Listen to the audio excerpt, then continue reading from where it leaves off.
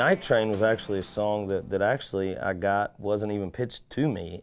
Me and a couple of guys in my band were working, producing another artist named Christy Lee Cook, and so I was trying to find songs for her record and called up Neil Thrasher, who's a good friend of mine, writes a lot of songs for me, and just called him up and told him I had an artist I was working with and wanted to know if he had some songs he could pitch me. And so he sent over a few songs, and one of them was Night Train.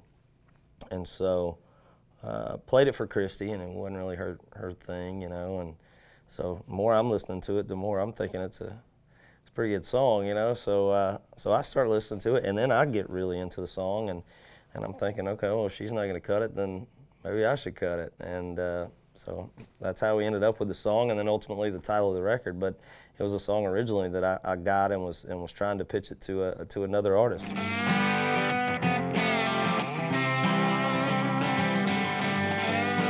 I think anytime we go in to record an album, it's never, to me anyway, in my mind, I mean, there's never really a concept or a theme, honestly.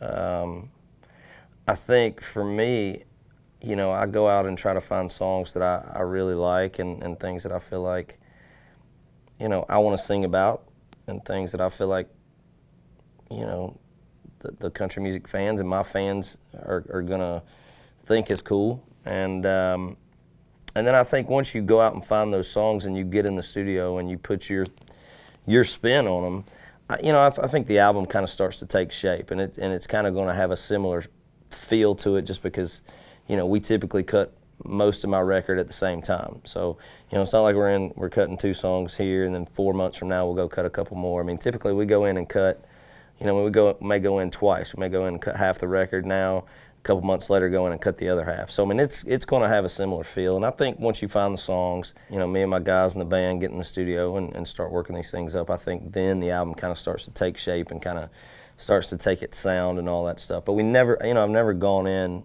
up front with a concept or some sort of idea of what I thought the record should sound like, or any of that stuff.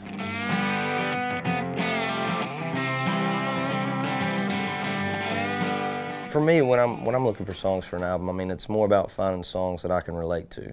If there happens to be something on my mind at the time, or I'm going through some sort of situation in my life or personal life or whatever, and there's a song that I hear that kind of makes me drawn to that song for that particular reason, then of course I'm going to take a harder look at it, and ultimately, wherever I tend to be at that point in my life, that song may end up on the record. So, I think wherever you are personally at the time when you're putting these albums together, I think those songs are probably going to reflect whatever place you are, at that particular time. And I think that's any artist. You can go back and look at any record any artist has ever done, and you can probably see a little bit of that in every album.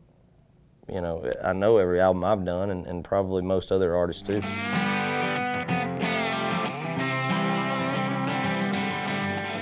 I think when we're looking now for songs, we're a little more honed in on actually what it is that we do and what we do well and what works for us, and so you start to try to, you almost start to kind of zone in on certain types of songs. So when you hear them, I mean, you immediately know that, yeah, that one's going to be on the record. We had a song called Feel That Again on the record, which was, the first time we heard that song, I mean, it was no brainer. It's like, okay, we're cutting that one, Take a Little Ride, we're cutting that one.